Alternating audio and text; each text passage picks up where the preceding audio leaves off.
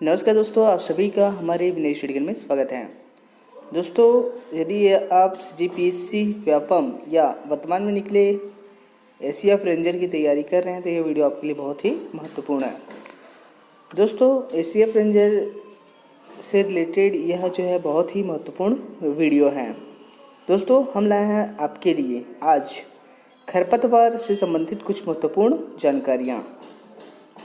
दोस्तों, खरपतवार इनकी परिभाषा: जो पौधे बिना बोए खेतों में उग जाते हैं तथा फसलों के लिए साधारणतया अवांछनीय तथा हानिकारक होते हैं, उन्हें खरपतवार कहा जाता है।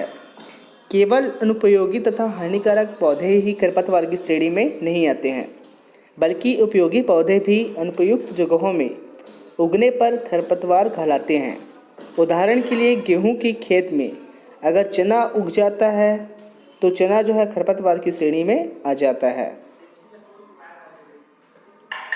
दोस्तों, अब देखते हैं खरपतवारों की विशेषताएं।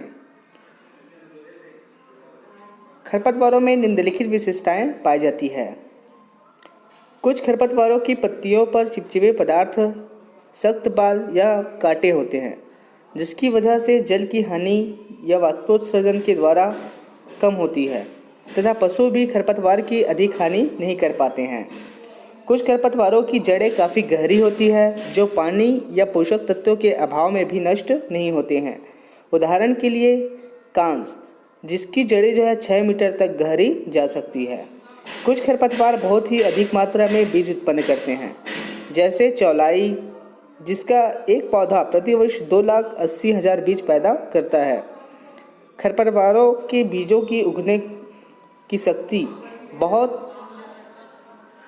होती है और ये जो है बहुत वर्षों तक बनी रहती है। उदाहरण के लिए बथुआ का बीज जो है 25 से 40 वर्ष के बाद भी उग सकता है। दोस्तों, ये बीजों के अलावा अपने दूसरे वनस्पति भागों जैसे तना है, पत्ती, जड़ एवं प्रकंदों द्वारा भी वंश वृद्धि करते हैं, जैसे घास है, हिरणखुरी है। और है दोस्तों, कुछ खरपतवारों के बीज जो है उसके साथ उगने वाली फसलों में मिलते हैं, जिससे उनको जो है फसलों के बीजों से अलग करना जो है कठिन हो जाता है, जैसे सरसों में सत्यानाशी। दोस्तों, कुछ खरपतवार देखने में सहचर फसलों से मिलते हैं, अतः उनका जो है यांत्रिक विधियों से नियंत्रण करना कठिन हो जाता है। उदाहरण के लिए बन गेहूँ या गेहूँ का मामा, जो गेहूँ के पौधों के जैसे देखने में लगता है। अब देखते हैं दोस्तों इसके रोकथाम के उपाय। दोस्तों, स्थायी रूप से खरपतवारों को नष्ट कर देने को उन्मूलन कहते हैं और अस्थायी रूप से खरपतवारों की रोकथाम को नियंत्रण करना कहते हैं। विभिन्न खरपतवारों की रोकथाम की विधियों को निम्नलिखित 4 वर्गों में विभाजित किया गया है। पहला है यांत्रिक विधि, दूसरा कृषि विधियाँ, तीसरा है जैविक विधियाँ और चौथा है रासायनिक विधियाँ। तो पहले देखते हैं दोस्तों यांत्रिक विधियाँ। दोस्तों, खरपतवार नियंत्रण के लिए निम्नलिखित यांत्रिक विधियाँ जो है प्रयोग में लाई जाती है। पहला है खरपतवारों को हाथ से उखाड़ना। छोटे क्षेत्रों में खरपतवारों को नष्ट करने के लिए यह श्रेष्ठ विधि है, क्योंकि इस विधि से निकाले गए खरपतवार पुनः नहीं पनप पाते। यह विधि एक वर्षीय तथा द्विवर्षीय खरपतवारों को नष्ट करने के लिए प्रयोग में लाई जाती है।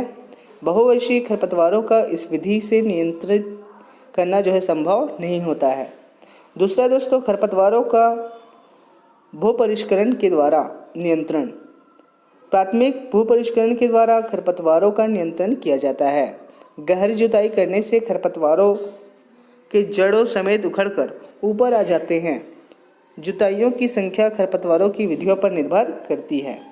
तीसरा है दोस्तों गुड़ाई यंत्रों का प्रयोग। गुड़ाई के लिए खुरपी, हैंड कव इत्यादि जो है यंत्रों का प्रयोग कर खरपतवार नियंत्रण के लिए किया जाता है। वानस्पतिक परिवारों के आधार पर वर्गीकरण। दोस्तों, वानस्पतिक परिवारों के आधार पर वर्गीकृत कुछ खरपतवार के उदाहरण जैसे आलू परिवार मकोए, घास परिवार दूब कॉस, प्याज परिवार वन प्याज, जूट परिवार जंगली जूट। वनस्पतिक अंगों से पैदा होने वाले खरपतवार, तने से पैदा होने वाले खरपतवार उदाहरण स्पेक घास दूब। जड़ों से पैदा होने वाले खरपतवार उदाहरण के लिए हिरणखुरी मोथा। पत्तियों से पैदा होने वाले खरपतवार उदाहरण बोगेनविलिया पत्थरचट्टा। बीज तथा वनस्पतिक भागों से पैदा होने वाले खरपतवार, इस श्रेणी के खरपतवार दोनों विधियों के द्वारा अपनी उत्पत्ति करते हैं, उदाहरण के लिए कांस और मोथा। जल की आवश्यकता के आधार पर इनका वर्गीकरण देखते हैं। जलीय खरपतवार, इस प्रकार के खरपतवार जल वाले क्षेत्रों में उभरते हैं, उदाहरण के लिए जलकुंभी। समोचित खरपतवार, इस प्रकार के खरपतवार वही उगते हैं जहां आम फसलें खेतों में उपजती है, उदाहरण के लिए मोता और भथुआ। इसके बाद रेगिस्तानी खरपतवार, इस श्रेणी के खरपतवार शुष्क या रेगिस्तानी क्षेत्रों में उगते हैं, उदाहरण के लिए नागफली। परजीविता के आधार पर, परजीवी खरपतवार वे खरपतवार हैं जो अपने भोजन के लिए दूसरे पौधे पर उगते हैं, उदाहरण के लिए जैसे अमरवेल है, ओरोबैंकी है और स्टाइगा। इसके बाद है अपरजीवी खरपतवार, इस वर्ग के अंतर्गत वे खरपतवार आते हैं जो अपने भोजन के लिए दूसरे पौधे पर आधारित नहीं रहते हैं, उदाहरणार्थ है उपयुक्त परजीवी खरपतवार को छोड़कर अन्य खरपतवार जैसे दूब मोथा कांस इत्यादि। ठीक है दोस्तों, थैंक यू। आज के लिए इतना ही।